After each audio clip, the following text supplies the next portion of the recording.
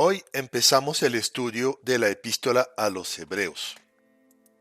Esta epístola fue escrita probablemente antes de la destrucción del templo de Jerusalén en el año 70. Su autor no se conoce a pesar de las múltiples hipótesis que se han hecho al respecto.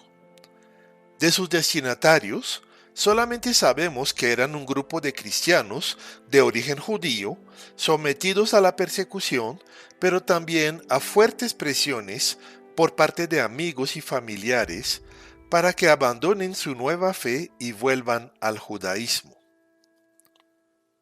No entra en el propósito de este comentario profundizar más en estos asuntos, pero encontrarán más información en Biblias de estudio, en comentarios y en el Internet si lo desean. Esta epístola ha sido escrita para fortalecer la fe de sus destinatarios y de todos los que la lean. Nos demuestra, en base al Antiguo Testamento, cómo Jesús es a la vez el origen de todas las cosas y el cumplimiento de toda la ley y de todas las promesas hechas al pueblo de Israel desde Moisés y aún antes, desde Noé. Es entonces para nosotros un puente entre los dos testamentos. Nos permite ver cómo toda la palabra está centrada en Cristo Jesús desde Génesis hasta Apocalipsis y cómo se cumple en Él y por medio de Él. Aunque este comentario sea apenas una inducción a la epístola, confío que será una gran bendición para los que no son estudiosos avanzados de las Escrituras y que les dará las herramientas básicas y la motivación para profundizar cada vez más en este tema. Leemos entonces en Hebreos el capítulo 1. Hace mucho tiempo, Dios habló muchas veces y de diversas maneras a nuestros antepasados por medio de los profetas. Y ahora, en estos últimos días, nos ha hablado por medio de su Hijo. Dios le prometió todo al Hijo como herencia y, mediante el Hijo, creó el universo.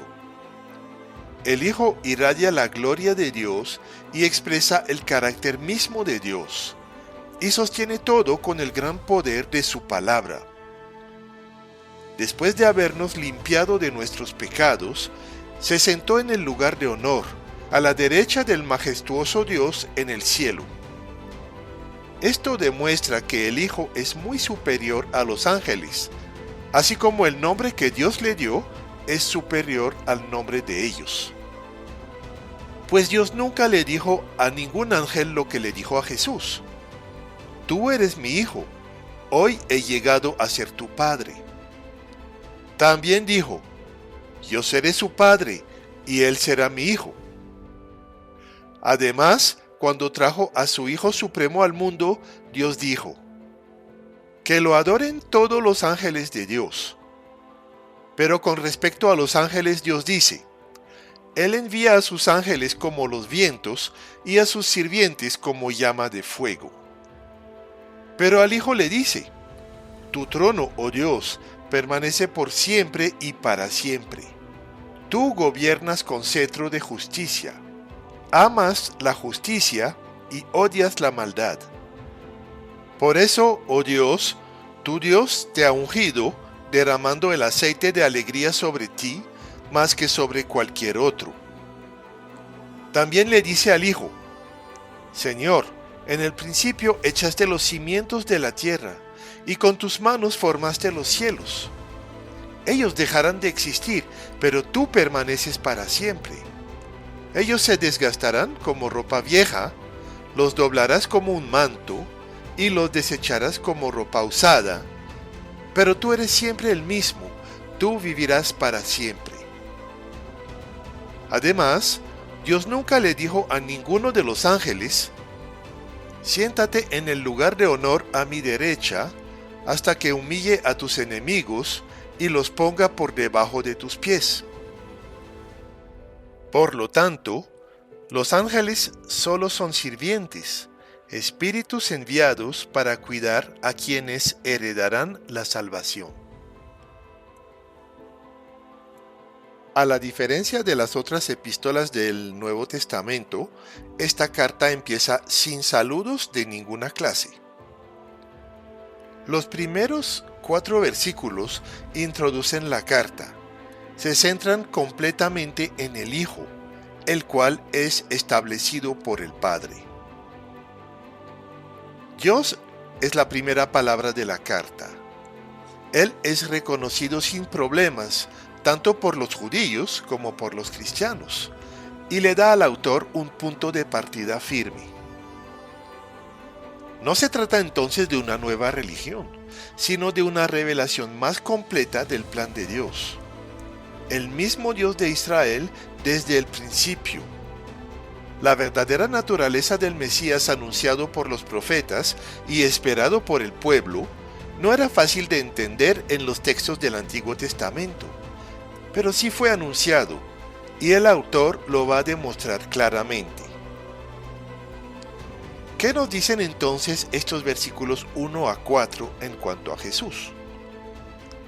En primer lugar, Él es el mensajero de Dios, por quien el Padre habla, el Verbo divino. Él fue hecho heredero de todo desde antes de la creación del universo. Luego, por Él fue creado el universo. Él es la perfecta expresión de Dios, es decir que por medio de Él podemos conocer a Dios en toda su gloria y descubrirlo tal como es. También por medio de Jesucristo, el universo sigue existiendo, aun a pesar de haber sido profundamente afectado por el pecado y la rebeldía. A veces creemos que Dios creó el universo y luego lo dejó funcionar solo, pero eso no es la verdad. Jesús es quien lo mantiene en todo tiempo por su palabra. El Hijo murió por nuestros pecados y está ahora sentado a la diestra de Dios, en el lugar más alto que exista. En la palabra, estar de pie normalmente significa estar obrando, y estar sentado simboliza una obra terminada. Por otra parte, que sea de pie o sentado, las dos posturas delante de Dios significan una dignidad muy alta, ya que lo normal sería estar postrado o arrodillado. En este caso, se nos muestra a Cristo sentado, ya que su obra redentora está plenamente cumplida. Jesús no es un ángel como algunos lo pretendían. Él es superior a los ángeles en forma incomparable. Esta superioridad es lo que el autor va a demostrar bíblicamente en los 10 versículos siguientes. Para esta demostración usa exclusivamente palabras de Jehová transmitidas por profecía. Vamos primero a resumir lo que este texto nos dice del Mesías. Nos dice que Él es el Hijo de Dios, engendrado por Él. Tiene por lo tanto una relación perfecta con su Padre. Merece y recibe la adoración de los ángeles. Él es Rey de justicia para siempre. Es superior a todos los seres vivientes. Es creador de todo y existirá después del fin del mundo. Es invitado a sentarse en el trono con Dios. En comparación, los ángeles no son hijos, sino siervos. No reciben adoración, sino que adoran al Mesías. Sirven a Dios, pero también sirven a la familia de Dios, a la iglesia. Ahora vamos a examinar cada cita del Antiguo Testamento para ver qué relación tienen con el Mesías y cómo entenderlas. El versículo 5 proviene del Salmo 2, versículo 7. El Salmo 2 es un salmo mesiánico. De hecho, el versículo 2 del Salmo habla claramente del ungido, o sea, el Mesías. Es probable que cuando escribió ese salmo, el autor tenía en mente a los reyes fieles de Israel y a la oposición que había contra ellos. Pero ese salmo va mucho más allá. Los reyes eran ungidos, pero aquí al ungido se le llama hijo y se le promete el gobierno sobre toda la tierra, lo que claramente apunta a Jesús. También en el versículo 5 hay otra referencia que se refiere a 2 de Samuel 7:14 y 1 de Crónicas 17:13. Las dos citas dicen básicamente lo mismo. Vamos entonces a leer el texto de 1 de Crónicas 17, 11 al 14. Además, yo declaro que el Señor construirá una casa para ti, una dinastía de reyes. Pues cuando mueras y te reúnas con tus antepasados, levantaré a uno de tus descendientes, a uno de tus hijos, y fortaleceré su reino. Él es quien edificará una casa, un templo para mí, y afirmaré su trono para siempre. Yo seré su padre, y él será mi hijo. Nunca le retiraré mi favor, como lo retiré de quien reinó antes de ti. Esta es una promesa que Dios le hace a David al momento que éste quiere hacer un templo. Hace referencia también a Saúl, que estuvo antes que él. Pero habla de un descendiente de David, el cual sería hijo de Dios y rey para siempre. Vemos que esta profecía va mucho más allá de la persona misma del rey David. En cuanto al versículo 6, se refiere a Deuteronomio 32:43, pero en la versión griega, la Septuaginta. En el texto actual, la referencia a los ángeles desapareció.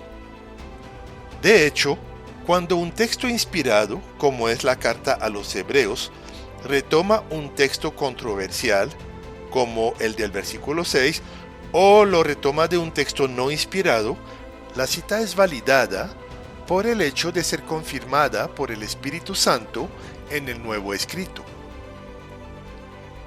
En otras palabras, cuando un texto del Nuevo Testamento dice que una palabra se encontraba en el Antiguo, aunque este texto se haya perdido, confirma que el texto sí estaba. En este caso, no es un asunto de crítica textual, sino de fe en las escrituras inspiradas. El versículo 7 se refiere al Salmo 104:4. Este salmo habla del reino de Dios sobre la creación.